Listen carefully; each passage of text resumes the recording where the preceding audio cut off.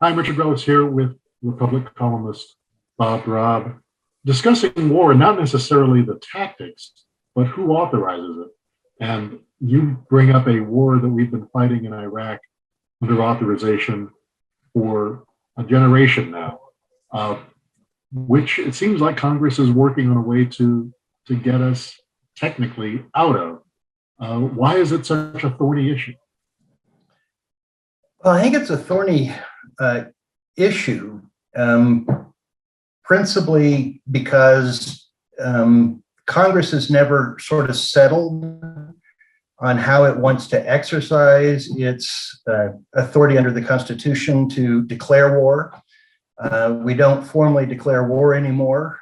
We pass authorizations for the use of military force.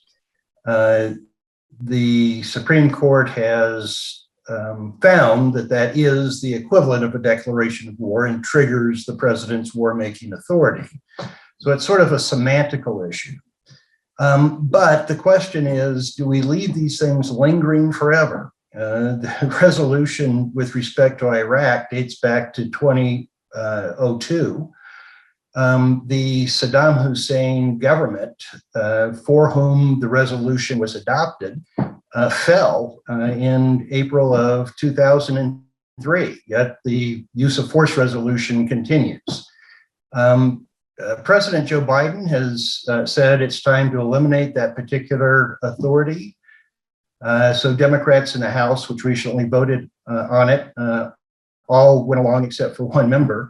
The Republicans generally were opposed, but interestingly, most of the GOP members of the Arizona delegation, specifically Andy Biggs, Paul Gosar, and David Schweikert, were in favor. So there's bipartisan unease about these use of force resolutions, but not any clear pathway to doing something different, which I think does exist in the War Powers Resolution. Right, and I think, as you mentioned in the column, there's going to be troops on the ground. They will be able to act if attacked, and given some of the powers the president has, are able to act in a limited capacity. But I guess, what does this matter for us as a country, principally? I guess we could go back to read the Federalist Papers to figure out why Congress had the power to declare war and not the president. Well, it was to ensure that there was broad consensus before we went to war. And our founders were pretty much non-interventionists. They wanted to stay out of foreign entanglements. And I think that remains an important distinction. Congress, through the War Powers Resolution, tried to take back its authority in 1973 over the veto of Richard Nixon. And I think it's provides a structure that we can go forward on. The 9/11 resolution is also outdated. It was against Al-Qaeda and those who harbored or abetted them, mainly the Taliban. Well, the terrorist threat to the United States is now far different. But the War Powers Resolution, in essence, gives the president a free hand for 60 days, but says anything after that, you've got to get formal authority from the Congress to continue in the military engagement.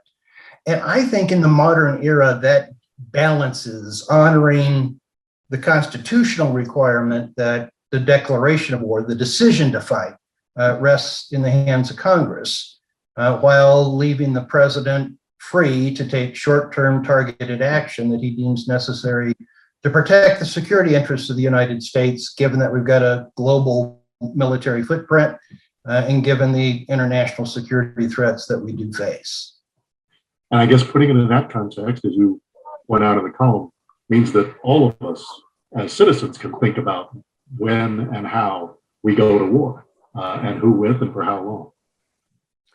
Yes, that's what the framers intended, was that the people responsive to the public would have to approve military engagements. I think the War Powers Resolution provides the balance between honoring that, but leaving the president free to take action in a short-term and targeted way to meet the modern security environment that we face. And we don't need these two resolutions, Iraq and 9/11, have outlived their usefulness. They don't need to be replaced with anything else. We can go forward with the structure of the War Powers resolution. And of course, the founders didn't envision that the citizenry would have Netflix and some basketball and so many things to distract us from pedantic matters like war. Interesting column as always, Bob. Thanks.